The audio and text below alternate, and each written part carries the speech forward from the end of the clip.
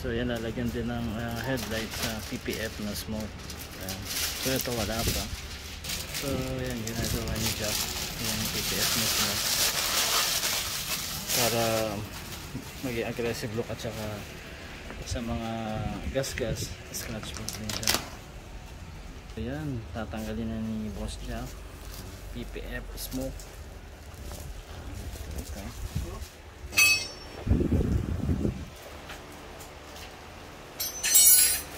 Para yung GR headlight di agad magaskasan, naka-smoke at saka elegant look. Isa pang ikot dyan. Yan, high beam. Atras mo lang, i-push mo lang papunta dito sa yan. Ganda. Talaga pag German decals.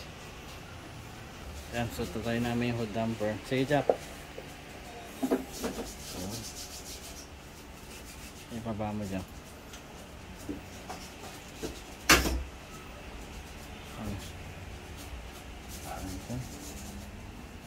Pogi ba? Yan, ganda na. Ang the making na. Tapos na yung pagkaano namin. Guwapo na. Nakita na. So, to be continue tayo mamaya. GRS. And hindi pa nakakabit yung front chin. Yan na namin na caliper red. Yan. Ang maganda sa caliper red kasi kakulay niya to. Yan. Pero medyo sporty look yung dito. Ayun, tapos na kami. Ito na yung finished product namin.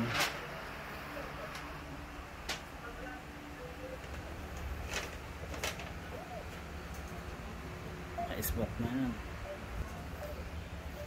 Tapos yung fog lamp, pinalitan na rin namin, ginawa namin yellow. Finish product namin, naka-panoramic na, naka-carbon sa side fender. Tapos yung hood, naka-carbon din. Yung texture ng carbon, yung decals na gamit namin. Tapos naglagay rin kami ng GR Sports na emblem, metal emblem to.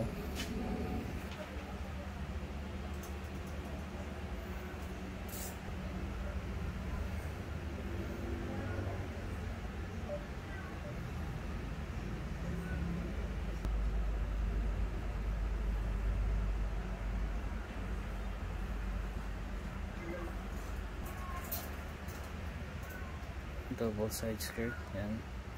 May underglow light na rin na red. Tapos naka-chrome chin siya na red lining din. Yan, na double chrome chin. Tapos ginawa rin namin caliper red.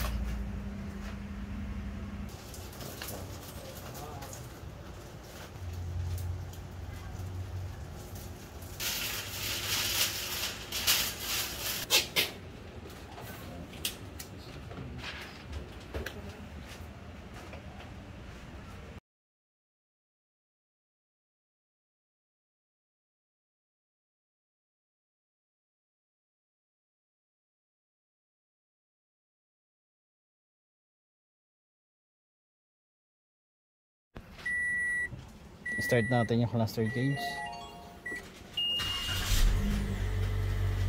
Ganito. GRS. Yan. Wala itong paddle shifter. Yan. As may underglow light na rin siya.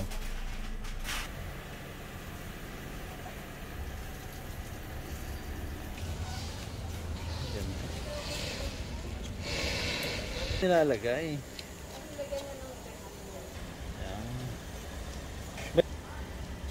I-open mo.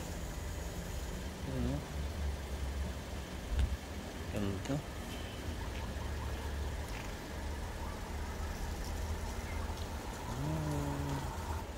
Yung fog light baguhin mo ulit.